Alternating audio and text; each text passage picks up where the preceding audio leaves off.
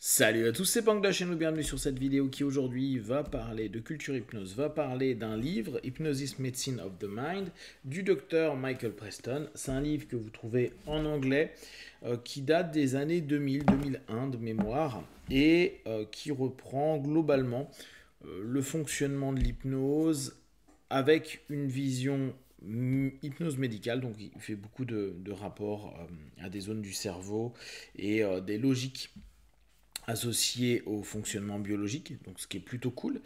Après, dans l'accès pur aux techniques d'hypnose, on retrouve vraiment des classiques, à savoir qu'il a plutôt une orientation inductive liée au relâchement. Il fait vraiment des inductions assez lentes avec beaucoup de deep d'approfondissement. L'ouvrage est sympa, les vidéos que vous pouvez trouver je crois sur YouTube sont bien plus cool, il donne plus d'infos, il a beaucoup d'idées, c'est assez chouette. Je pense que pour les personnes qui veulent le découvrir, les vidéos YouTube sont beaucoup plus sympas que l'ouvrage. Je vais vous faire un petit débrief du contenu du livre, donc l'histoire de l'hypnose, la définition, pourquoi l'hypnose fonctionne, le cerveau, tout le travail sur le stress, les traitements généraux. Après, il passe sur les inductions, donc on retrouve l'induction des doigts fermés, l'induction des yeux fixés, induction des paumes de la main, two finger induction, instant induction, stress removal, group induction, etc., non-verbal. Bon bref, il propose plein d'éléments. Après, donc, il a vraiment les process classiques de l'hypnose, hein. Cette notion induction et puis approfondissement, donc la relaxation progressive qui met quand même beaucoup en avant dans son ouvrage, le fait de compter à rebours, l'alphabet, les escaliers, bon après il y a plein d'éléments, le fractionnement avec ouvrir, fermer les yeux, les placements de la main sur le front, etc. Bon bref, lever la main. Il utilise beaucoup les tests également, donc la catalepsie des yeux, le bras rigide, la main ouverte, bon, le fait que la main s'élève. Alors il fait même, oui, le test de la pièce qui est chaude.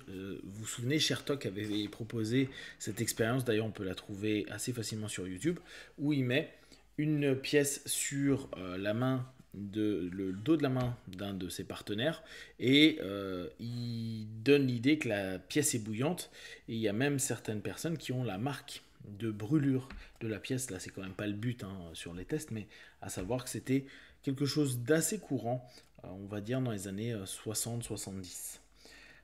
Test de confusion, amnésie, hallucination positive, hallucination négative. Alors, un des points que j'aime particulièrement dans son travail, c'est le fait qu'il appuie particulièrement l'idée de travailler sur le développement du système immunitaire. Il revient beaucoup dessus.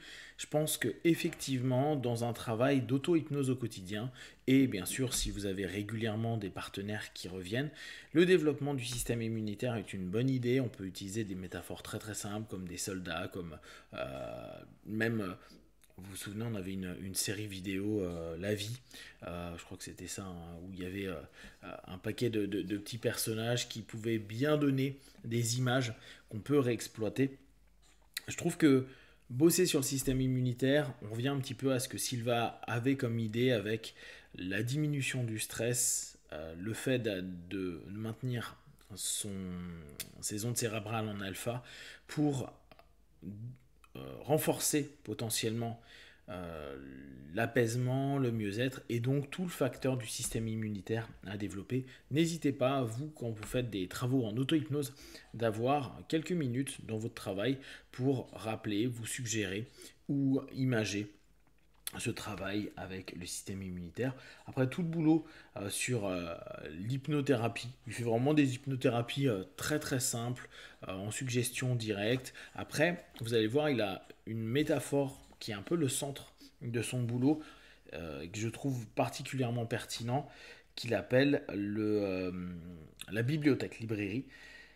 C'est assez cool. Et il fait énormément de sessions diverses sur différents thèmes avec cette notion d'une bibliothèque, avec des ouvrages.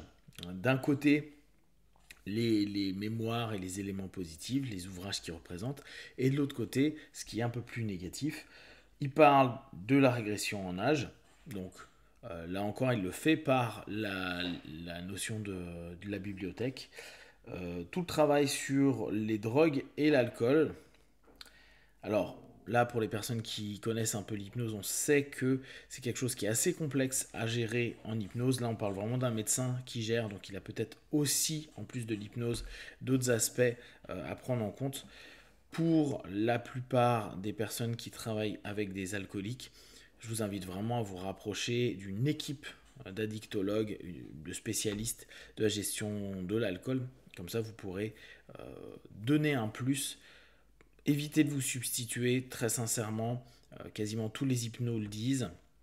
Oui, il peut y avoir des exceptions, vous allez lire dans des ouvrages où des personnes vous vendent à dire oui, j'ai pu soutenir des personnes alcooliques pour qu'elles arrêtent l'alcool.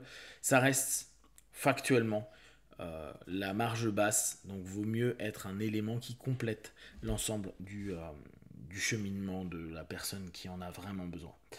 Et après, bon, les traitements spéciaux, douleurs, insomnie, dépression, asthme, bon, après, frigidité, impotence, anesthésie et perte de poids, et un tout petit élément sur l'auto-hypnose.